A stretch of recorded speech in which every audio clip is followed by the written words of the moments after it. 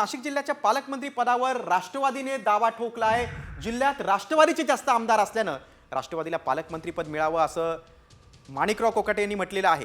तर शिंदे गटाच्या दादा भुसेने मात्र सावध प्रतिक्रिया दिलेली आहे। पालकमंत्री पदाबाबत मुख्यमंत्री उपमुख्यमंत्री निर्णय घेतील असं भुसे म्हणालेले आहेत। शिंदे सरकारमध्ये नाशिकचे पालकमंत्री दादा भुसे होते, मात्र आता सिन्नरचे आमदार माणिकराव कोकाटे मंत्री झाले।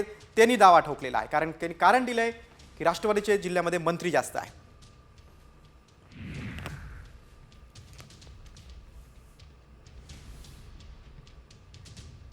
त्यामुळे आता कोणत्या पक्षाला नाशिकचं पालकमंत्री पद मिळतंय ते बघणं महत्त्वाचं आहे।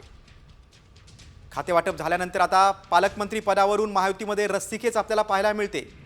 नाशिकमध्ये राष्ट्रवादी काँग्रेसनं आणि शिवसेना दोघेही पक्ष पालकमंत्री पदासाठी इच्छुक आहेत। शिंदे सरकारमध्ये दादा भुसे हे पालकमंत्री नाशिकचे होते, मात्र आता माणिकराव कोकाटेंनी दावा केलेला आहे।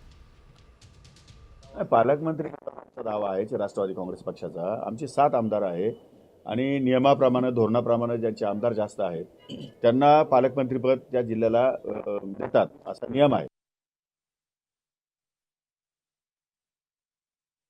मला वाटतं की माननीय मुख्यमंत्री महोदय, दोन्ही उपमुख्यमंत्री महोदय चर्चा करून त्या ठिकाणी विषय पुढे नेत आहेत। 1-2 दिवस पुढे पाठीमागे होतात या गोष्टी। ते जे निर्णय करतील त्याची अंमलबजावणी करणं शिवसैनिक म्हणून आपले काम असणार आहे।